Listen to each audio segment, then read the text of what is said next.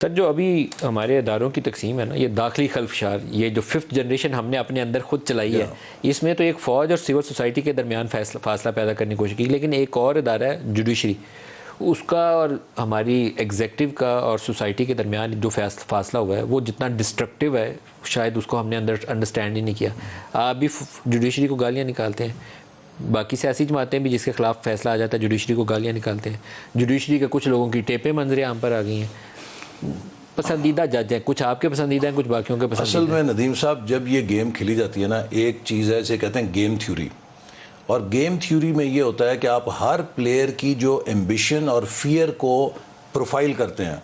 यानी कि अगर आपने मेरे पे गेम थ्योरी लगानी है तो आप मुझे प्रोफाइल साइको एनालिसिस करके ये देखेंगे कि मेरी मोटिवेशन क्या और मेरे फियर्स क्या हैं, और उससे आप वो अपना जो एजेंडा है मुझे पेश इस तरह करेंगे जो मेरी एम्बिशन और फियर के पैराए में कास्ट होगा।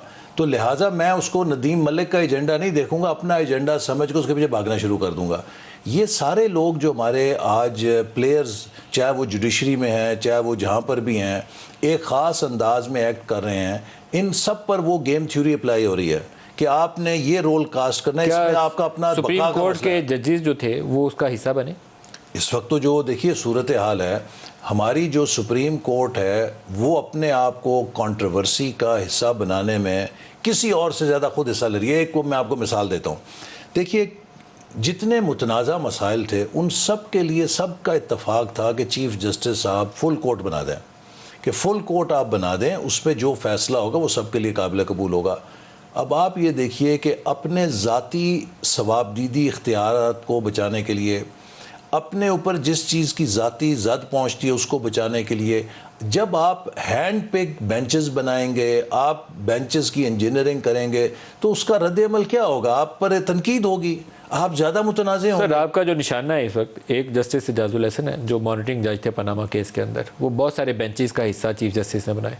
मुज़ाहिर अली अकबर नकवी हैं, जिनको शायद अगर आप वो जो पेशावर वाले आप तो नहीं है दुनिया में, अगर उनको आप सुप्रीम कोर्ट का जज बना देते हैं तो शायद इनकी वैसी ही टर्न ना आती। आप लोगों ने लेकिन तरजीह दूसरी ली उस वक्त। उनके ऊपर आज रेफरेंस की भी खबर चल रही है।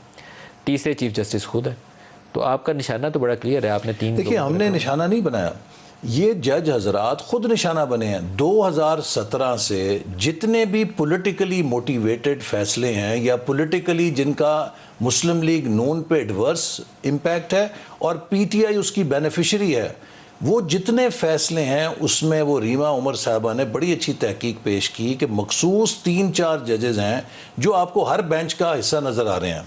तो इसका मतलब तो ये है ना कि वो चंद जज साहिबान हैं जो अदलिया को एक पॉलिटिकल एजेंडा के लिए इस्तेमाल कर रहे हैं।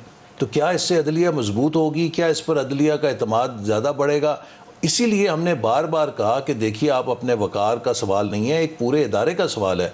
फुल कोर्ट बना दीजिए ताकि आप उसके ज़रिए कोई ऐसा फैसला करें जिस पर अदलिया पे कोई उंगली ना उठा। जो लाहौर हाई कोर्ट के चीफ जस्टिस है, आई थिंक उनके सन इन लॉ, वो पीटीआई के हॉकिश यार, वो फैसलाबाद ISI के दफ्तर पे हमला करने में मुलव्वस है। वो उनका नाम है उसके अंदर। नाम है उसके अंदर।